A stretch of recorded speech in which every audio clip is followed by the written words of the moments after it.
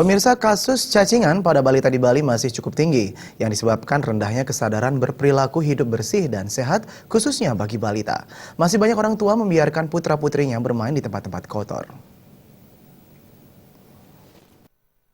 Kasus cacingan pada balita di Bali cukup tinggi.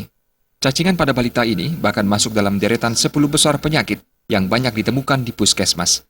Menurut Kadis Kesehatan Provinsi Bali Dr. Ketut Suarjaya, tingginya kasus cacingan pada balita disebabkan rendahnya kesadaran berperilaku hidup bersih, khususnya pada anak balita.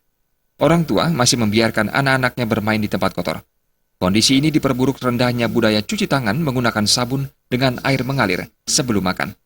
Anak-anak dibiarkan menjamah makanan setelah asik bermain tanpa mencuci tangan. Jika anak-anak mengalami cacingan, berat badan anak tidak akan pernah bertambah, meski porsi makan cukup besar. Selain itu, cacingan memicu anemia, lesu, dan sakit perut. Kondisi ini tentunya mengurangi kebugaran dan kesehatan anak yang pada akhirnya mengganggu tumbuh kembang anak. Jadi data di puskesmas itu ternyata 20-30% balita itu terkena kecacingan.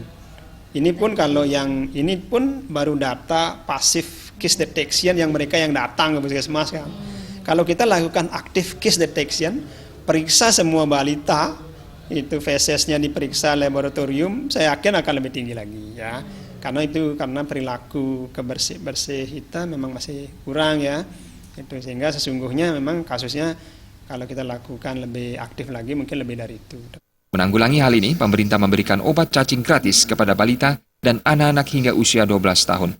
Dengan langkah ini diharapkan kasus kecacingan dapat ditekan bahkan dihilangkan, sehingga anak-anak Indonesia dapat tumbuh dengan sehat dan cerdas. Jenny dan Gus Murah